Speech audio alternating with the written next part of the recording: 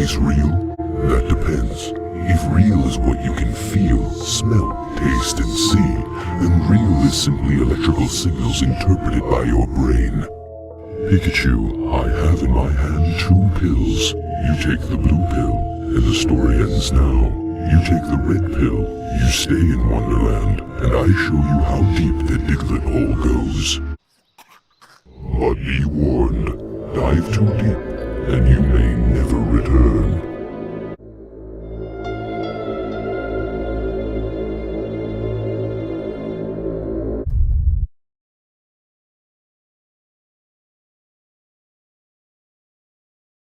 So I don't have my microphone. So hopefully you guys can hear me.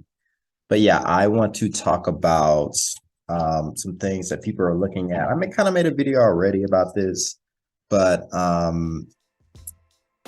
you know, we're seeing cars like this going up for PWCC auctions. Some of them are one-on-ones, like this one-on-one Luca. Surprisingly, it's a horizontal card. I bet there's a vertical one-on-one logo man somewhere out there. Maybe it's National Treasures. I'm pretty sure it is, but that's the only one that's really come up for sale. It sold for $4.6 million. The person who bought this card was an entrepreneur. I mean, even Jeff Wilson knows the person.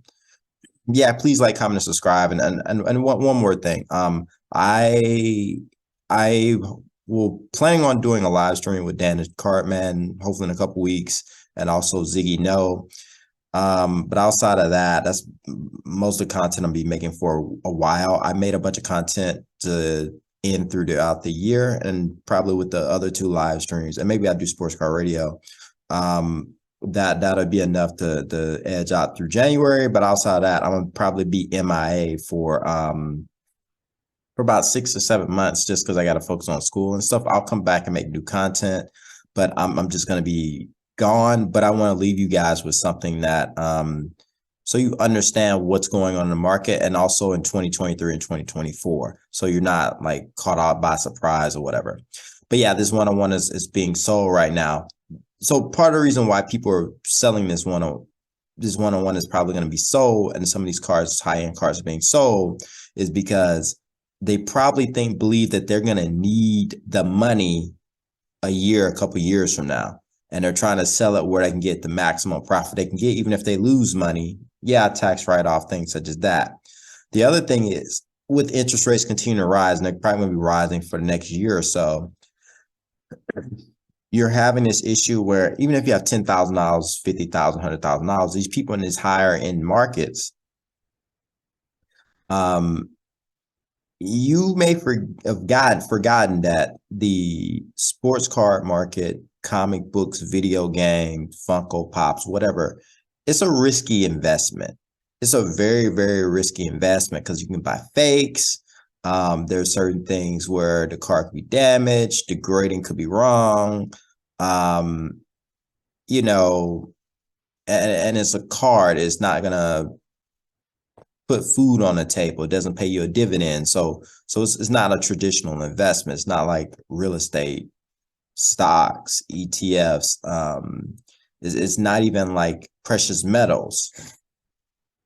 So with higher interest rates, crazy enough, when people thought interest rates were, one, with inflation, they thought that cars were going to go up. Guess what? They did not go up. They actually went down because there's other underlying market factors that are affecting the sports card market. One of them is interest rates. Money's being sucked out of the economy. And then just distractions for other things that's going on in the world. You have revolutions, you have threats of revolutions, and you have issues like that. You know, your hobby isn't as important. People are having kids, like other people. Most of these other people have other lives, right? Things have opened back up.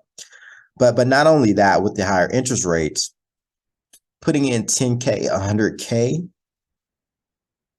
into a sports card, and it may decline because it's a risky investment. Decline in price isn't the smartest move, or just staying the same and not giving a dividend, where you could put it into, you know, maybe a treasury note, treasury bills, maybe a CD, you put in a much safer investment where you get a higher percent interest rate, maybe 5-6%, maybe 7 or 8%. And that investment matures, you get that percentage from it, but also you get your principal back. That's more enticing. And then you can just take that money and then rebuy the car because it's going to be the same price or lower. And that's what's going on now. A lot of people see other opportunities to put their money into invest that are more guaranteed than sports cards. Because Luka can get hurt. He can get hurt. Cancel culture going on. We see what happened with Kyrie and Kanye West. That can happen with them as well. The other thing is, people want to invest in things that's more likely to get them a return, and people realize that sports cards is kind of on the way down, and they knew it was going to last for a number of years, but maybe they thought it was going to last longer, where it would have gone up higher in price and they could have flipped and sold it for much more money. We've seen this with NFTs too. Somebody spent a boatload of money, even in 6 figures, and then it's all long term, I think 20 years, blah blah blah, but they turn around and try to sell it within a year. This same thing I think we're seeing here, and I think the buyer, probably the person who originally bought this, probably knows that there are other Luka 101s out there. And then this is probably not the best one. This is the best one that's coming to market, but it's probably still not the best one card that hasn't it just hasn't showed up yet. The other thing is, part of this is people for these vaults like PWCC, they borrow money or they're using a credit card. Hell, when I was doing sports cards more heavily, because I'm still buying and selling stuff, I was putting a bunch of stuff on my credit card. One, because I had the money to pay it off, but two, when I was in the military, I had a special thing where I didn't get charged interest on my credit card balance, and it can literally roll over to the next month. I just had to pay a minimum fee, and I didn't get high interest rate charges, so I was wasn't losing much money. So I can have tens of thousands, like $10,000 on the credit card, and I get charged $45 per month. And then plus a minimum, and that's technically like the minimum fee or whatever, which kind of works out well. But the thing is, basically let me run a deficit for a very long time. I paid it off, so I'm good. My credit score is near 800, so I am fine. But I think the thing is here, we see this here, the gold card. We see this selling for PWCC, and keep in mind, and these are the current bids. Who knows what this is going to sell for? This may sell for 2 million, 3 million. I don't think it's selling for 4.6. I'll be honest with you. 3.6, I think it'd be the highest, but who knows? Maybe it sells for more. But I think that person be making a mistake, because Luka hasn't won a championship. Even how amazing he is, he hasn't won a championship yet. He hasn't gone to the finals yet. He hasn't won an MVP. Yeah, so that's the challenge there. And his team isn't that great around him. Next, you have the Panini Prism Black Gold. You also just have gold. I believe you have the gold autograph too. And then you have some more golds. I made a gold video Prisms. There's multiple golds out there out of 10 for Luka. So people need to realize that, yeah, there's the gold, but there's the black gold, there's the auto gold, and then you have other serial numbers below that. And then there's the 101 that apparently no one has pulled yet. I believe there's multiple 101s in the Panini Prism set, but I digress. You have 2018 Panini Flawless Swatch is another vertical card. Signatures is at $30,000. I want to say this is out of 25. 9 out of 25.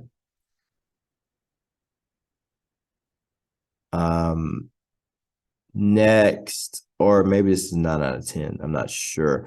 This one's out of 25. The bid is $27, 27,000 for Flawless. is a vertical card. And then we have the cracked ice here. Auto contenders. Please on card is out of 25, is at 23,000. The other reason why people are selling, especially if you're on the vault, you get charged a fee. Maybe not now, but normally you get charged a fee for it keeping you in vault every single month. And then after a year, the fee gets smaller, but it's supposed to incentivize people, holding it, storing it, keeping it safe, insurance, whatever, but also is to kind of incentivize you to try to sell the card and keeping it in the vault and keep flipping it and stuff like that. So people will realize like, oh, I'm not getting that great of investments, but I should sell it. The other issue is part of the issue has more to do with a lot of people use their credit card or they're using loans or whatever, just because when the market is very hot and you have these celebrities and stuff, like you're trying to keep up and you're trying to outbid them, especially if you think it's still early and stuff can 2x, 3x, 5x, 10x, whatever. If that's the case, then people are going to try to over leverage themselves to afford a card, because there's going to be time periods where they're like, oh, if I would have just like over leveraged myself with this Luca at $500, that silver prism 10, it got up to 14,000. I would have made so much money. So I think that mindset kind of takes over and people think about what they can gain, but not what they can lose. And I think we're going to see this throughout the card hobby where people were overconfident, weren't really smart, and they're going to be in a lot of debt and they have to liquidate some of their cards or most of their cards. And it's going to be a lot of higher end stuff, and they're not going to be trying to shield bid it either for a lot of this stuff. So they're trying to get it to sell, and they're trying to take that money and put it in somewhere else. And I think that's what's going on in the market. And that's why we see these big cards. And that's what we saw throughout the year. In the last couple of years, we've seen a lot of people, a lot of big stuff go out for sale because they want to take the profits and put it in somewhere else because they know the market's continuing to go down. It's going to be down for a while, not just for a couple of years, but probably longer than that. And then here's the fast break. Optic 101, right? You have the fast break optic 101, but you have the optic refractor 101. And I believe there's another one for optic that's a 101. And then I believe there's an auto refractor 101 as well.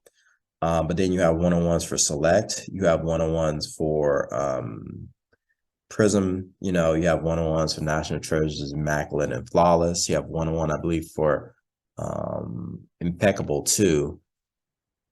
So and this one's at 21,000. I mean, I don't think they're gonna be massacred, but I think most of the stuff is gonna sell for a little bit less. And I think you're gonna see a downtick on a lot of this stuff because Luca stuff is still priced extremely high. And my thought process for the rest of this year, next year for the sports card market, I will say things will continue to trend down. I think when a player does horribly, that people really like, or there's some kind of drama or something, you're going to see bigger dips in a sense, just because I think some things that are keeping the market up is shield bidding and market manipulation. But over time, I think you're going to still see a lot of stuff getting much, much cheaper. And then Luka Doncic's price will probably be more expensive to compare to most people, but it's going to come down to earth even more. Maybe his base card ends up 150. It's silver, maybe 1,500 or something like that. That seems more fair. Maybe, you're not going to see as many $1 million cards, and some of the stuff is going to go, they may wait a while to sell it and it's not going to go for much. So just keep that in mind.